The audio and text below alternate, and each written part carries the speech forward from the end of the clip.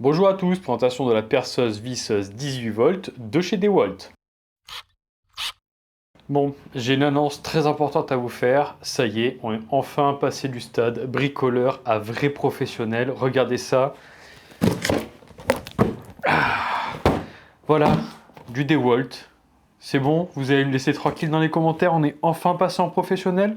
On a enfin du DeWalt. C'est bon, c'est ça qu'il faut pour être un pro. Bon, trêve de plaisanterie. J'ai trouvé ce pack chez Leroy Merlin. Il était à moins 40%. D'ailleurs, j'ai cru que c'était une farce. C'était le dernier qu'il y avait. J'ai pris le panneau de promotion en photo pour être sûr que je me fasse pas avoir à la caisse. Mais c'est bien ça. 350 €, les 6 outils. En sachant que rien que la disqueuse vaut 200 € seul. Là, on a deux batteries, une 4 ampères, une 2 ampères et 3 outils. Ça revient à moins de 100 € l'outil. DeWalt. Donc bon, une affaire. Donc je vais vous faire un déballage, un peu comme je l'ai fait avec Ryobi, je vais vous faire un déballage en commentant, et puis on va enfin tester DeWalt. Alors on est parti, là pour le coup, on n'a pas de sac comme vous pouvez avoir avec Ryobi. Je n'ai rien dit. Ah oui, c'était marqué sur la caisse. Hop. Un sac DeWalt tout petit, tout mignon, beaucoup plus petit que le Ryobi. Là, c'est plus un sac à main qu'un sac de voyage. Par contre, en dessous, renfort en plastique. Ok. Alors, par rapport au Ryobi, bon, ça a l'air d'être un peu moins résistant à vue d'œil. Je vous dirai dans le temps. La zipette, la fermeture éclair est beaucoup moins robuste, on dirait. Oh. Alors... la visseuse à choc brushless, une poignée amovible,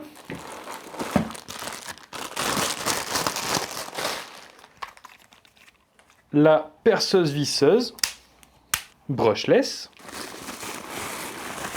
oh. Et la disqueuse brushless aussi bien évidemment. Donc ça ira ensemble, on verra ça plus tard. Les accessoires, je devrais en avoir un deuxième.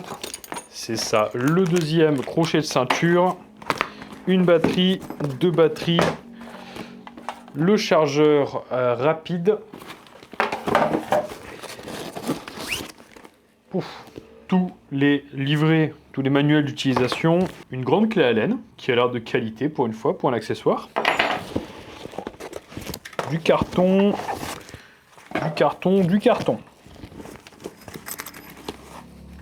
Ah, on a quand même des renforts métalliques à l'intérieur de chaque côté. Bon, c'est mignon tout ça. Les batteries. Alors, est-ce que celles-ci ont une charge d'usine? Parce que Ryobi, les batteries n'avaient pas de charge d'usine, mais j'ai quand même fait pas mal de coupes avec, alors qu'elles étaient au niveau le plus bas. Pareil, là on est sur le niveau le plus bas. On est sur du plastique de qualité. La 2 ampères, et là on a la 4 ampères. Oh. Et pareil, elle n'est pas chargée d'usine. Alors, personnellement, j'appelle ça DeWalt. Il y en a qui disent DeWalt. Dites-moi dans les commentaires si vous dites Team DeWalt ou Team DeWalt. Là, on est sur la perceuse visseuse, qui m'a l'air très sympathique. Comme je vous l'ai dit, première fois que j'ai du DeWalt entre les mains. Je ne connais personne qui a des outils de cette marque, donc je n'ai jamais pu tester. J'ai 2-3 petites choses que j'aime beaucoup quand je la prends. Déjà, on a une excellente prise en main. J'adore la prise en main. La gâchette est super agréable. Oh, la gâchette glisse parfaitement. Pas de souci. Le ressort de retour n'est ni trop dur ni trop souple. C'est pas mal. On a très peu de jeux, on en a quand même. Mais contrairement à d'autres marques, à ce niveau-là, je ne sais pas si vous arrivez à le voir, mais ici, on a quelque chose qui remonte à l'intérieur. Alors que si vous prenez du Parkside ou Evolution, vous pouvez voir qu'à l'intérieur, il n'y a rien et on voit le jour, on peut passer l'ongle. Donc là, on n'a pas le retour dans la gâchette qui permet d'éviter que la poussière se mette à l'intérieur, alors que là, on a un retour qui vient directement et qui empêche, enfin qui limite l'entrée de poussière. Donc ça, déjà, très bon point. Et on n'en est qu'à la gâchette. Les sélecteurs sont très agréables. Pas, ils sont ni trop durs, ni trop souples. J'aime beaucoup. Les sélecteurs sont très très confortables, ils sont très faciles d'accès, mais pas trop faciles d'accès pour ne pas appuyer dessus sans faire exprès en utilisation. Ouh, ah, par contre, le sélecteur de vitesse est très rigide. Ouah. Alors, il est beaucoup plus large et beaucoup plus confortable au niveau de la prise en main que toutes les autres marques que j'ai pu tester, mais par contre, il faut y aller. Ouah, purée. On a une lettre de travail sans verrière à ce niveau-là.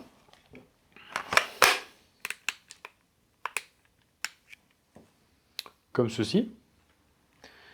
Une lettre de travail qui reste allumée pas mal de temps. Un peu trop longtemps. Elle est toujours pas éteinte.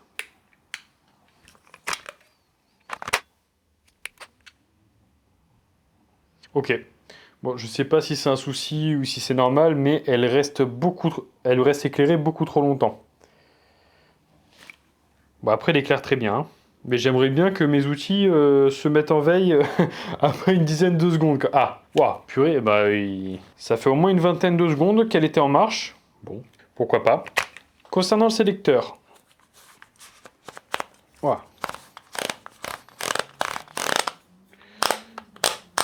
Alors, le fait que ce soit aussi compact et qu'on ait la poignée qui dépasse un peu par rapport au sélecteur le rend un peu difficile d'accès. Ah, en plus, on se pince la peau si on essaye de le prendre à pleine main. Il faut vraiment le tourner petit à petit. Là, je viens de me pincer la peau. Donc, c'est assez facile de passer entre le sélecteur et le support de la gâchette, on va dire. Si vous le prenez comme ceci, on peut très facilement se coincer la peau à ce niveau-là. Et ce n'est pas agréable. Sinon, en soi, le sélecteur est très agréable. Il ne fait pas un bruit trop dérangeant, contrairement à d'autres marques que j'ai pu tester. On sent bien l'écran.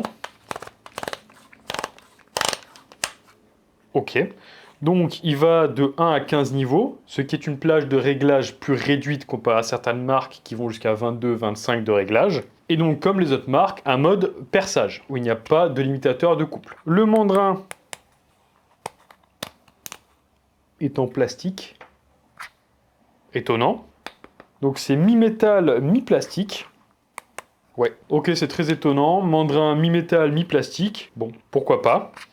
Écoutez, sur un outil qui est à plus de 100 € seul, c'est assez atypique, on va dire. Je n'ai jamais trop vu ça.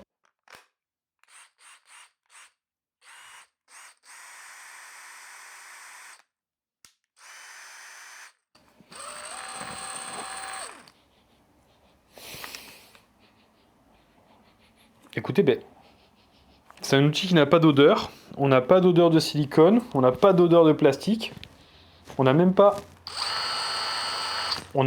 d'odeur de bobinage du moteur. Après, c'est un brushless, mais tout de même. Bon, écoutez, c'est étonnant. En tout cas, on a un silicone de très bonne qualité. Donc, à l'instar de la Ryobi, si je frotte fort sur mon silicone, il se remet et il n'y a pas de souci, il n'est pas abîmé. Eh bien écoutez, on va tester cette petite perceuse visseuse. En plus, elle a un format très très court et très compact que j'aime bien, qu'on retrouve souvent avec le brushless.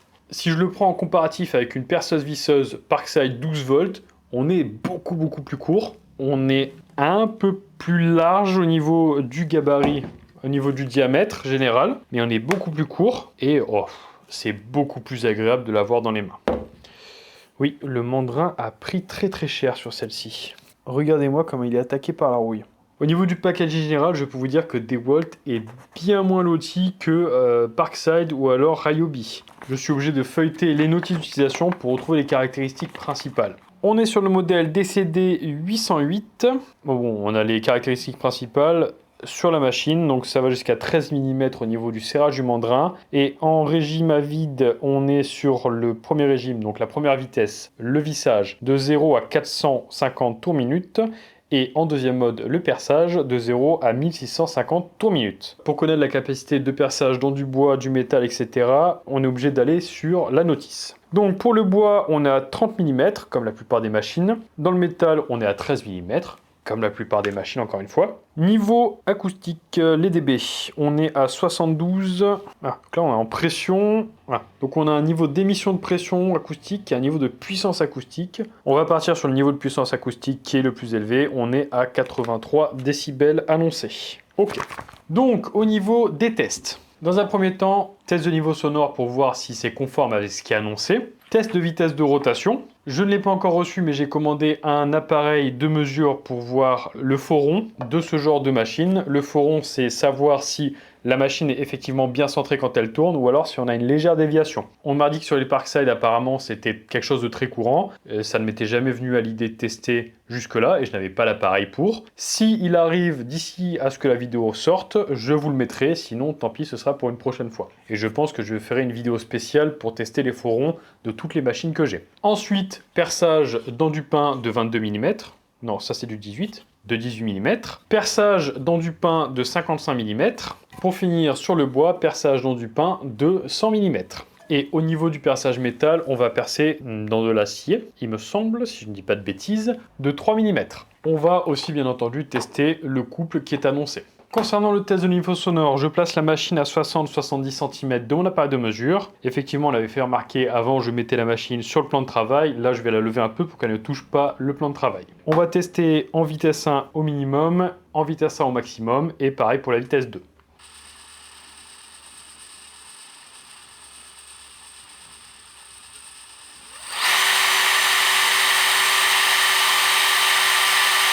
Alors, on est à 50 décibels au minimum et au maximum de la vitesse 1, on est à 80 décibels. On va voir en vitesse 2.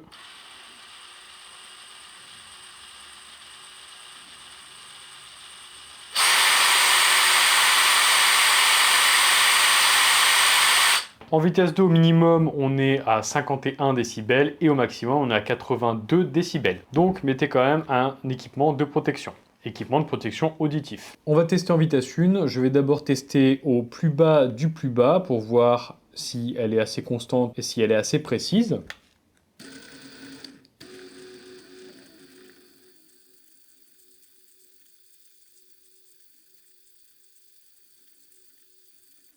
Voilà. On est à 32 tours minute, ce qui est assez excellent parce que les machines bas de gamme n'arrivent pas à avoir un très faible taux de tours par minute.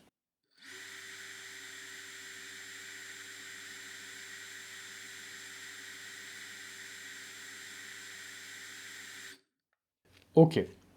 406, 407, alors qu'on était annoncé au maximum en régime 1 à 450 tours minute. Pour l'instant, on n'y est pas. On va voir en régime 2.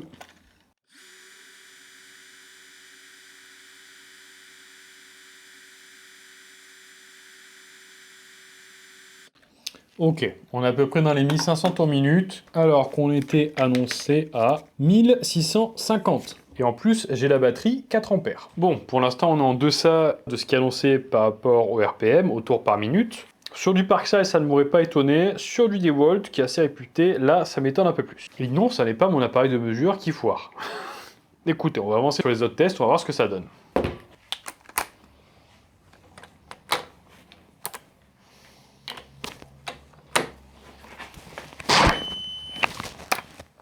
Bon, en couple max, je suis à 24 Nm. On va tester avec un autre. Encore pire, on est à 17,3. Je vous avoue que je ne comprends pas trop, parce que là, ils annoncent 65 et 26 Nm. 65, c'est assez énorme. Je veux bien que ce soit du brushless, pas abusé non plus. Je ne pense pas que ce soit deux équipements de mesure de deux fabricants différents qui soient foirés. Alors, à moins que j'ai vraiment pas de chance. Attention, j'essaie d'aller acheter une clé dynamométrique pour voir si effectivement j'ai un problème ou alors si on n'est vraiment pas à 26 ni à 65 Nm, à moins qu'il soit couré dans les unités de mesure, mais ça m'étonnerait quand même. Bref, ce n'est pas le plus important, on va voir maintenant ce qu'elle vaut en perçage. On est parti pour le perçage, j'ai ressorti mon coffret Airboer qui va de 10 à 25 mm pour du bois. En tout cas, sachez que le mandrin, même s'il est en plastique, est très confortable et très agréable d'utilisation. Le sélecteur, au final, ça n'est pas si dérangeant que ça que la gâchette vienne croquer un peu sur son espace. C'est pas très grave. Allez, on se met en mode perçage. Donc on est parti sur du 10 mm. Un peu trop puissante. Ma planche de protection en bas a failli passer. Allez, 13 mm.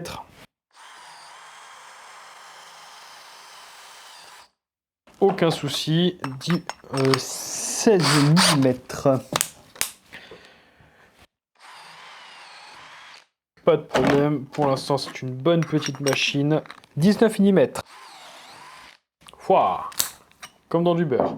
22 mm. Nickel. 25 mm. Aucun ralentissement. On va tester la tête spéciale pour les charnières, qui est en 34, si je me trompe pas.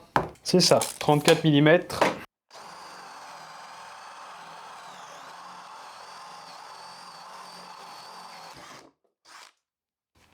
Une vitesse impressionnante. On va tester en 40, ce qui est 1 cm de plus que ce qui est prévu.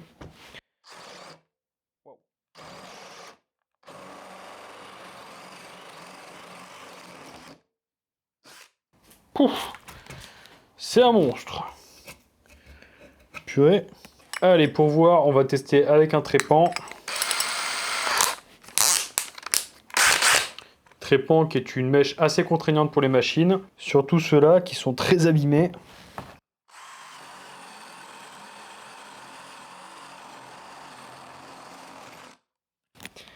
Pas de souci.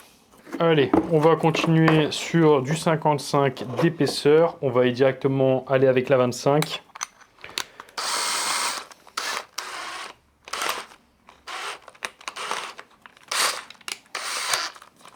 Parce que si elle peut avec la 25, elle pourra avec la 10.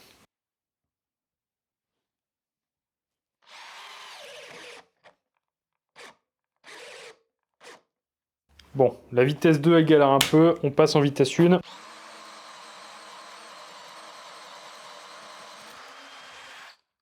Pas de souci. Allez. On essaie avec la charnière. Faut la viser juste.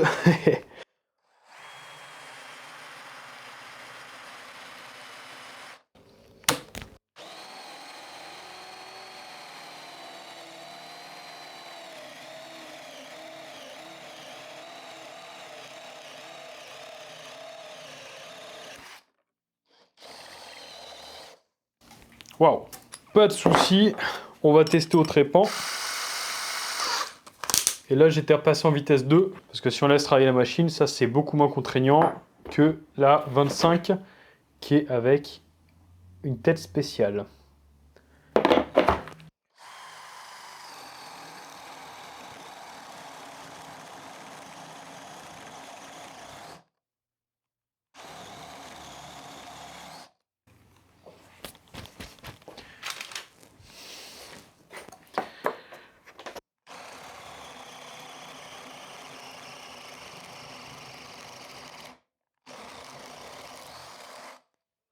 Waouh, ça m'a éclaté mon bois.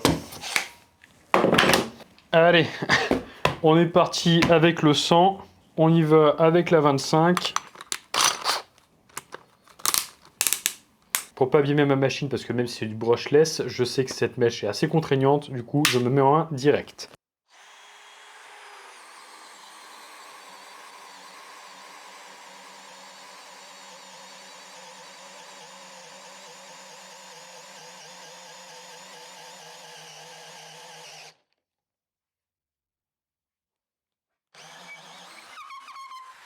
Aucun souci. Allez, la 34.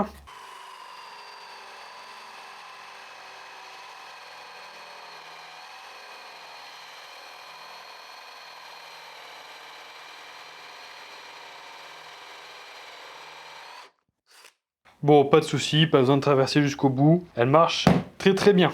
Bon allez, on va percer dans du métal. Je vais prendre une mèche progressive qui est très très bien si on veut percer des trous et ne pas avoir à s'embêter à changer de taille, de diamètre à chaque fois. Je ne vais pas mettre de lubrifiant et je ne vais pas y aller doucement parce que ce sont mes mèches et je fais ce que j'en veux.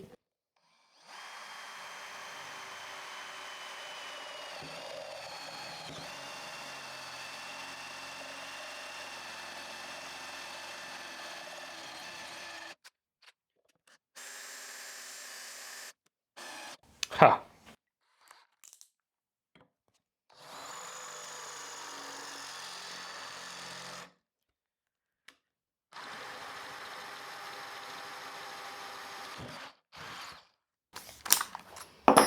Non mais oh!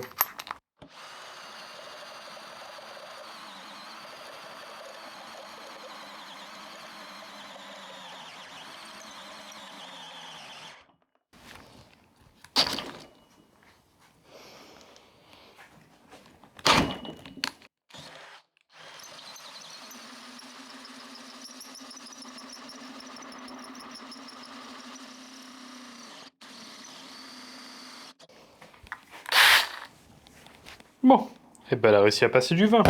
Bon, même si je plaisante sur le fait que ce sont mes mèches et j'en fais ce que je veux, là, ça, ce sont des petites mèches qui sont vraiment pas chères et ce sont vraiment des consommables. C'est vraiment une utilisation, après on les jette quasiment parce que c'est pas de la marque, ça ne tient vraiment pas dans le temps. Par contre, si vous voulez préserver vos mèches, bien sûr, vous mettez du lubrifiant ou alors de la graisse, quoi que ce soit, pour venir lubrifier le trou et éviter que ça chauffe trop. Et surtout, vous y allez doucement, c'est-à-dire en vitesse 1 et très doucement, si vous voulez préserver vos mèches. Voilà. Bon alors, cette petite machine au final, eh ben écoutez, j'en suis très satisfait. C'est pas parce que c'est du DeWalt, parce que c'est de la marque, etc. Là pour le coup, j'en suis vraiment surpris. Je vais pas dire que je suis surpris par rapport au prix que j'ai payé, parce que pour le prix que cet outil vaut, sont des performances classiques que j'attends d'un outil. Elle remplit toutes les conditions. Bon, mis à part les newton-mètres, mais ça faut que je vois, parce qu'il doit y avoir, je sais pas d'où vient le problème par rapport au newton-mètre. Bon. En tout cas, elle est puissante. Des fois, elle a failli m'embarquer un peu. Pour le disque, quand j'ai commencé à percer, elle était tellement rapide et puissante qu'elle m'a embarqué. J'ai failli percer ma table. Donc, pour le coup, elle a de la patate. Elle envoie. Elle est compacte. Elle est très légère. Tous mes tests, je les ai faits avec la 2 ampères parce que la 4 ampères n'était pas encore chargée. Non, c'est bon, elle n'est pas encore chargée. Elle était qu'à une barre de charger. Du coup, j'ai préféré la décharger au maximum, la vider complètement et charger celle-ci. Après l'avoir bidé, bien sûr. Donc, 2 ampères, j'en suis déjà très satisfait. 4 ampères, j'imagine même pas les performances que je peux avoir en plus dessus. Honnêtement, c'est une belle petite machine. En plus, j'aime beaucoup l'esthétique de la marque, même si je préfère Milwaukee. C'est dit. Au niveau esthétique, je préfère largement Milwaukee, même si DeWalt, ils ont une très belle esthétique. Un jour, peut-être que je testerai du Milwaukee si jamais ils font des belles promotions. Et surtout, s'ils arrivent à vendre dans les grands distributeurs, parce qu'il n'y en a pas à Casto, il n'y en a pas à Leroy Merlin. Je sais pas dans quoi il y en a, mais il y en a que chez les fournisseurs. Bref. Donc, pour le coup, pas déçu. Je recommande si vous avez les moyens. Effectivement, DeWalt, c'est bien. Voilà. Après, je ne peux pas me baser que sur un seul test d'outils, donc on verra avec les autres. Mais pour l'instant, celui-là, j'en suis pleinement satisfait et je pense qu'il va remplacer toutes mes machines. En tout cas pour l'atelier, parce que j'ai pas envie de l'amener sur un chantier et de l'abîmer. J'espère que cette vidéo vous a plu. Si c'est le cas, n'hésitez pas à liker, commenter et ou partager. Ça ne vous engage à rien. Ça aide à faire grossir la chaîne. Et moi, ça me fait plaisir. On se dit à la prochaine.